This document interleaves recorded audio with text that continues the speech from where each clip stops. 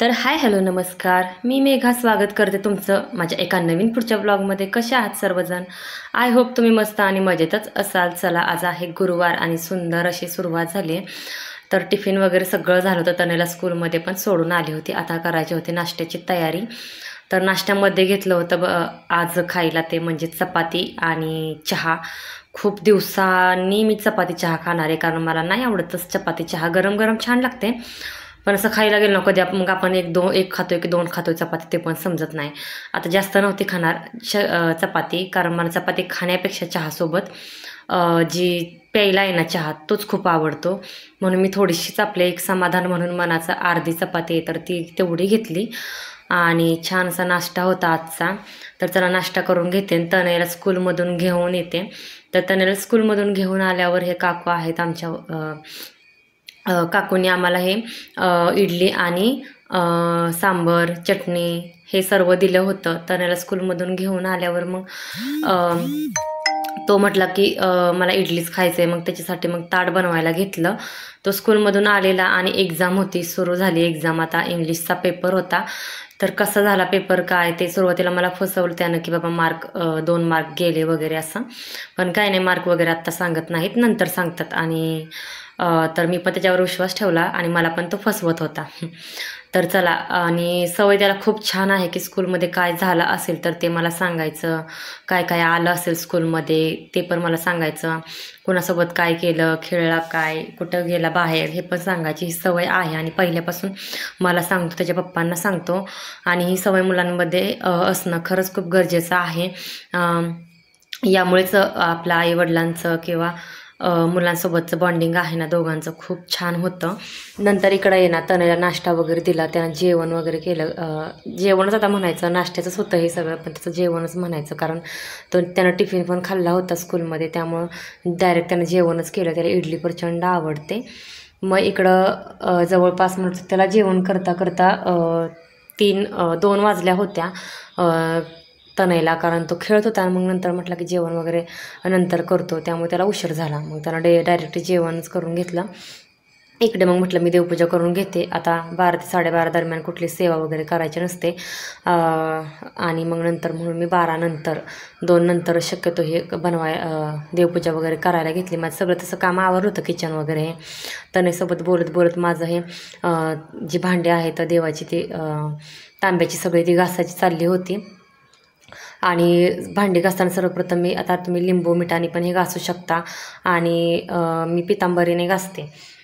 त्यामुळं कसं पितांबरीनं घासलं की कसं तरी पण लगेच डाग पडतात. मग ते न पडू म्हणून काय करायचं सुरुवातीला की तांब्याची भांडी जेव्हा आपण पितळेची घासतो तर ती घासल्यावर डाग पडू नये म्हणून त्याच्यावर साबणाचा आहे ना तर तो हात फिरवून घ्यायचा घासणीने. आणि मग अशी घासणी पाहिजे, तारीची नको.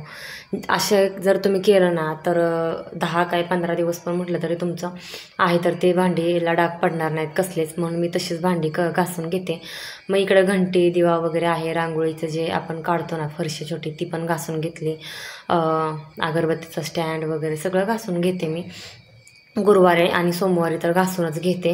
आता एक मी 15 दिवस होण्याची वाट बघत नाही. माझं 4 दिवसाला घासून असतंच. आणि स्वच्छ, मी प्रत्येक व्हिडिओमध्ये बघितलं असेल सगळी भांडी स्वच्छ असतात, तांब्याची वगैरे देवाची वगैरे असतील ती. नंतर सगळं झालं आणि मग फरशी पुसायला घेतली, कारण फरशी पुसल्याशिवाय देवपूजा ही अपूर्ण आहे. त्यामुळं कसं आहे, सगळी पहिली फरशी आहे तर ती पुसून घेतली. नंतर आहे तर ती देवपूजा वगैरे करायला घेतली. तर सगळ्या घरातली म्हणजे बेडरूममधली, किचनमधली वगैरे आहे ती सगळी फरशी पुसून घेते मी. आणि हॉलमधली वगैरे असेल ती, कारण फरशी पुसल्याशिवाय ते फ्रेश वाटत नाही. आता इतर वेळी काय आपण रोज देवपूजा सकाळची करताना काय रोज फरशी पुसत नाही, सकाळची लेट होतोच आपल्याला. आणि मला तर लेट होतो, कारण मी पहिली देवपूजा करून घेते आणि मग सगळं काम आवरल्या फरशी पुसून घेते. आणि कसं होतं, माझं सगळं तनयचं डब्याचं ऑफिसचं ह्यांच्या टायमिंग असतं, त्यामुळं काय ते सकाळचं फरशी पुसून देवपूजा म्हटल्यावर मग ते जुळत नाही. म्हणून पहिली देवपूजा करते मग सगळं काम आवरलं मी फरशी पुसून घेते. कारण काय होतं, धूळ वगैरे इकडे प्रचंड आहे, त्यामुळे ना सगळं निवांत सगळी कामं झाली ना की मग 3-4च्या टायमिंगलाही आहे ना फरशी पुसावी लागते, जेणेकरून संध्याकाळी पण असं धूळ वगैरे पाहायला लागत नाही. त्यासाठी चला सगळं आवरलं. फरशी पुसल्यावर म्हटलं फरशी सुकेपर्यंत काय फॅन लावला होता, सुकते फरशी, पण तोपर्यंत माझे कपडे राहिले होते ते धुवून घेतली.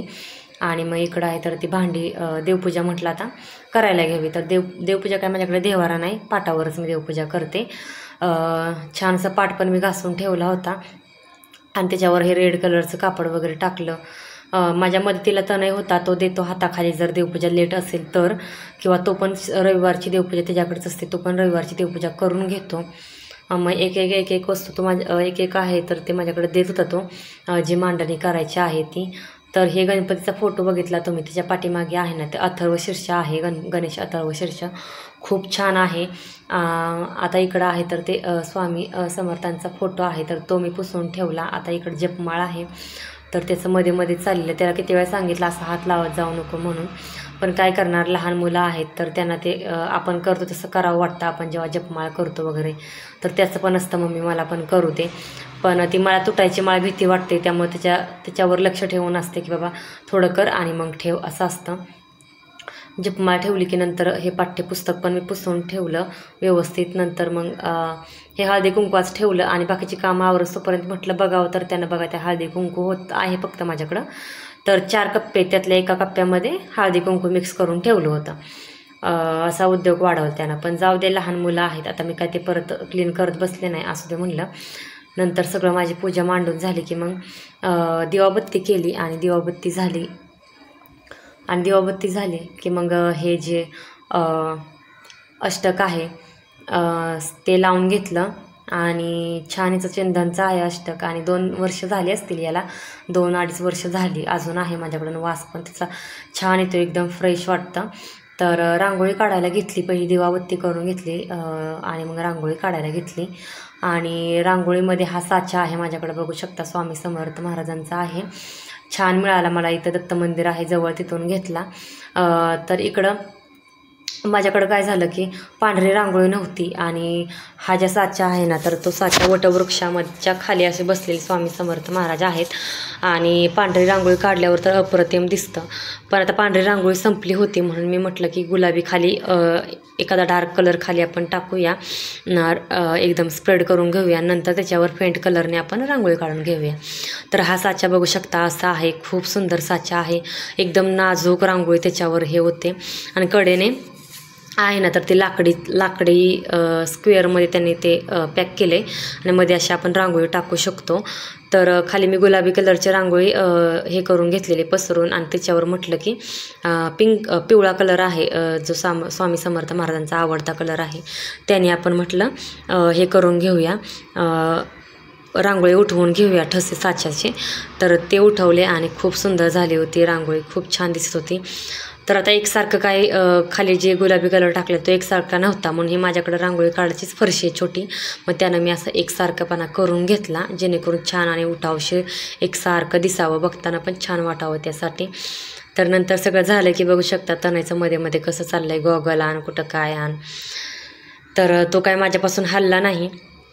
इकडं बघू शकता धूप वगैरे लावून झालं, रांगोळी वगैरे पण माझी काढून झाली. आणि मग नंतर नमस्कार केला समर्थ महाराजांना, काय असेल ते त्यांच्याकडे काय अपेक्षा ठेवायची नाही, आपण जे काही असेल ते फक्त सुखी समाधान ठेव, एवढंच आपण फक्त म्हणायचं स्वामी समर्थांना, सदैव आपल्या पाठीशी राहतील आणि ते कधीच आपल्याला कशाचे कमी पडून देणार नाहीत. मी नमस्कार केला, मग तनयनी पण नमस्कार केला. मी इकडं माझी पूजा उरकेपर्यंत त्यानं तो बाहेर गेला आणि फूल घेऊन आला, मग हे त्यानं पण मग नमस्कार केला. तर बघू शकता हा साचा जो आहे ना असा साचा आहे आणि छान दिसतो आणि एकदम नाजूक रांगोळी उठते आणि खूप सुंदर झाली होती देवपूजा माझी.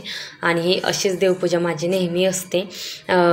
साचा फक्त मी गुरुवारी वगैरे असं काढते मग, किंवा पारायण वगैरे असेल तर साचा पण आता आणून 8-10 दिवस झाले, जास्त दिवस झाले नाहीत. तर इकडं सगळं झालं माझं. आता तनूला म्हणलं त्रास देऊ नको, कारण मला नित्य पठणाची पोथी आहे ती वाचायची. रोज 3 अध्याय मी वाचते नित्यसेवेमध्ये. नित्यसेवा करताना रोज 3 अध्याय, एक जपमाळा आणि एकदा तारक मंत्र म्हणते. 11 वेळा असं जमत नाही तारक मंत्र म्हणायला आणि जपमाळ करायला, म्हणून एकदाच म्हणते.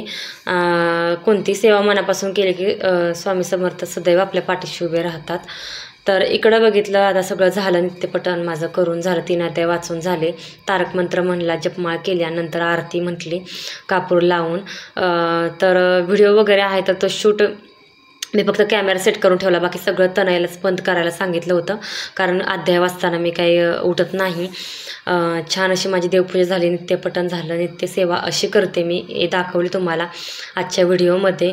तर चला, आजचा होता हा व्हिडिओ. कसा वाटला हे कमेंट्स करून नक्की सांगा. भेटूया नवीन पुढच्या व्लॉगमध्ये. तोपर्यंत टाटा, बाय बाय.